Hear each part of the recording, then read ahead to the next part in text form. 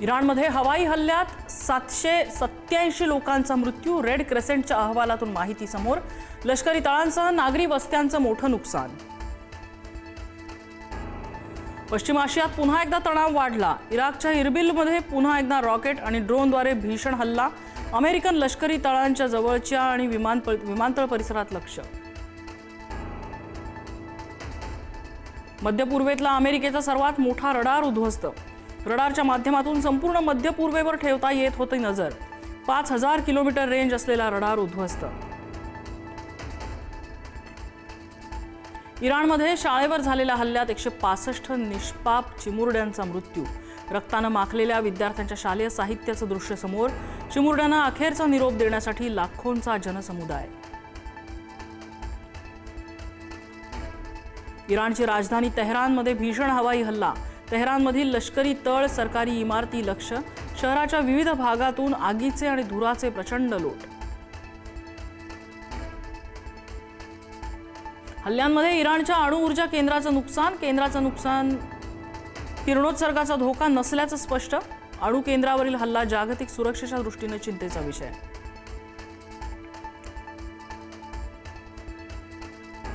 दक्षिण लेबनॉनमधील सिद्दीकीन शहरावरती इस्रायली हवाई हल्ला. मदत कार्य करणाऱ्या वैद्यकीय कर्मचाऱ्यांचा मृत्यू. युद्धाच्या काळात इमर्जन्सी मेडिकल सर्व्हिसेसचा पथक लक्ष. आखाती युद्धाची धग. नवी मुंबई JNPT बंदरापर्यंत. निर्यातीसाठी जाणारे 1000 कंटेनर JNPT बंदरातच. कृषी मालाच्या आयात निर्यातीवर थेट 60% परिणाम. युद्धात झालेल्या जीवितहानीबद्दल भारताकडून तीव्र दुःख व्यक्त. रमजानच्या पवित्र महिन्यात परिस्थिती बिघडली. शांतता आणि भारतीयांच्या सुरक्षेला सर्वोच्च प्राधान्य. संघर्षावर भारताची भूमिका. दुबईत अडकलेल्या मराठी माणसांसाठी उपमुख्यमंत्री एकनाथ शिंदेंचा पुढाकार. शिंदेंच्या विशेष प्रयत्नांमुळे 164 जण आज मुंबईत परतणार. फुजेरा एअरपोर्टवरून स्टार एअरच्या 2 विमानांचं टेक ऑफ.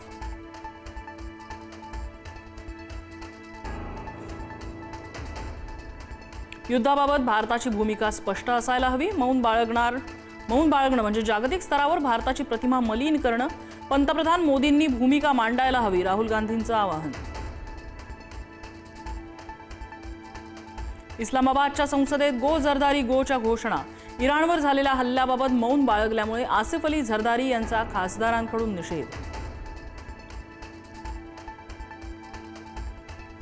भाजपकडून राज्यसभेची यादी जाहीर. भाजपचे राष्ट्रीय अध्यक्ष नितीन नवीन यांना राज्यसभेवर संधी. पहिल्या यादीत महाराष्ट्रातल्या उमेदवाराचं नाव नाही.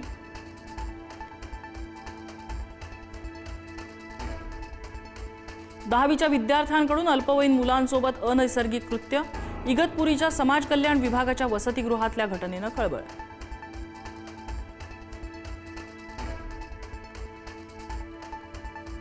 राज्यभरात धुलीवंदनाचा उत्साह. मुंबई, पुणे, नागपुरात रंगांची उधळण करत जल्लोष.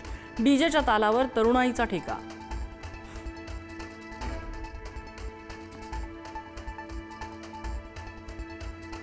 धुळवडीनिमित्त मराठीत कलाकारांची होळी. मराठी रंगकर्मी धुळवडीचं आयोजन. रंगाची उधळण करत कलाकारांची धमाल मस्ती.